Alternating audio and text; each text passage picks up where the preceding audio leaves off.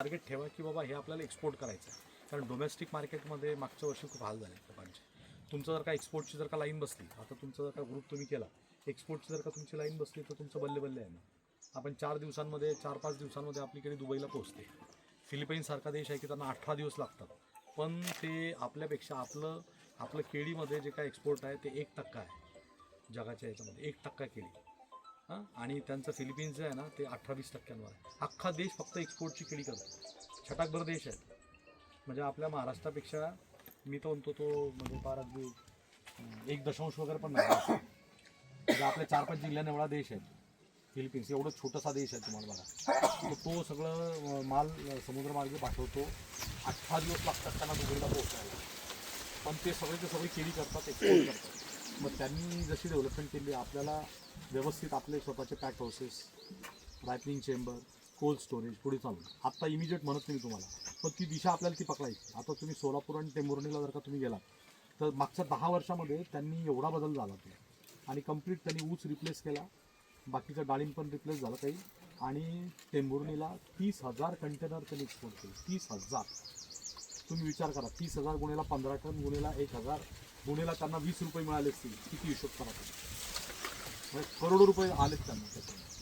हां, तर आपलं जर का तुम्ही ग्रुपने आता करतायत ना, मग ती जरा एक लाईन पकडा. उंदरीचे लोक आणि तुम्ही लोक एकमेकांमध्ये मस्त एक चांगली कॉम्पिटिशन झाली पाहिजे. तुम्ही पण तिकडे जा, तुमचं स्वतःचा प्रयोग करा आणि त्या हिशोबाने म्हणजे आपली डेव्हलपमेंट करा. एक्सपोर्टला तशा क्वालिटीचा तरी माल पाहिजे, एखादी वादी असं म्हणजे गॅप पडायला पाहिजे.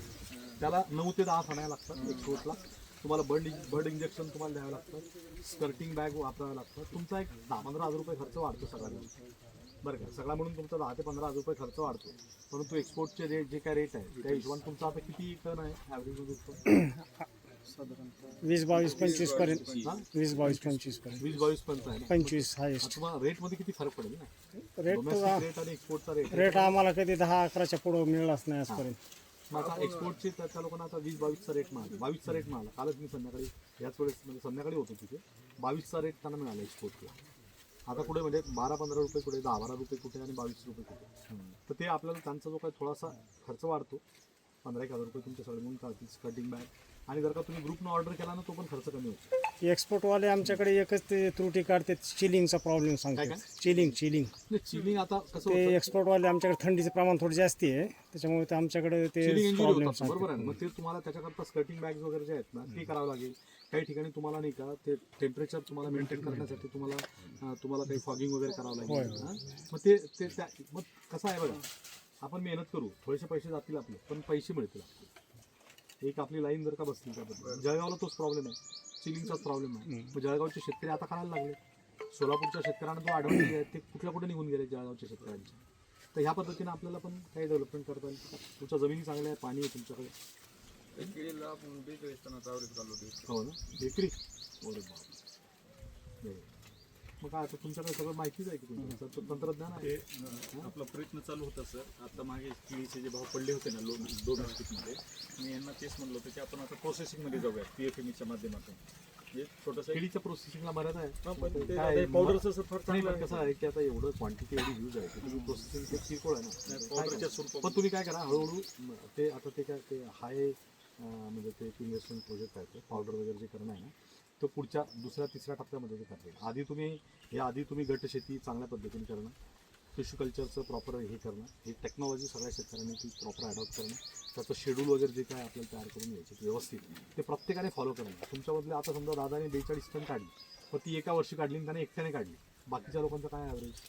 तर प्रत्येकानं त्या पद्धतीने बघा, कुणाचे 20-22 असेल तर त्याला 25 पर्यंत कसं घेऊन जातं, कुणाचं 25 असेल तर 30 पर्यंत कसं घेऊन जातं. युनिफॉर्मिटी आणि त्याच्यामध्ये चांगले व्यापाऱ्यांसोबतचे तुमचा ग्रुप ॲक्टिव्ह झाला तर आपोआप व्यापारी येतील तुमच्यापर्यंत की बाबा हा ग्रुप चांगला आहे, माल चांगला आहे, तुमच्यापर्यंत बरोबर व्यापारी येतील. मग हळूहळू आधी त्यांच्यासोबत काम करा, नंतर मग एक्सपोर्टची केळी करा, नंतर आपलं इन्फ्रास्ट्रक्चर डेव्हलप करा. त्याच्यावर आपला त्याला लागून आपली प्रोसेसिंग इंडस्ट्रीची जी काय जोड देता येईल, थोडीफार आपल्या घरच्या महिलांना काम मिळेल. तुमचं नाव पण होईल. पॅकमध्ये आपण स्वतः बाबा केळीच्या चिप्स वगैरे एकदम छान विकल्या जातात. जळगाव जिल्ह्यात तर प्रत्येक म्हणजे रस्त्यावर तुम्हाला असे दिसतील. प्रत्येक रस्ता, कुठल्याही मोठ्या रस्त्यांना तुम्ही मोठ्या म्हणजे कडायांमध्ये ते सतत चालू राहतात आणि लोक खात राहतात, तिथून पास होणार लोक. एक्सपोर्ट शिवाय पैसा पण होत नाही केळीतला, का की इकडे 7 रुपये असते त्या एक्सपोर्टचा 14 ते 15 रुपये असते. दुप्पटचा फरक असतो, दुप्पटचा. काही मला मागच्या 10 वर्षात लोकांना किती पैसे झाले केळीचे.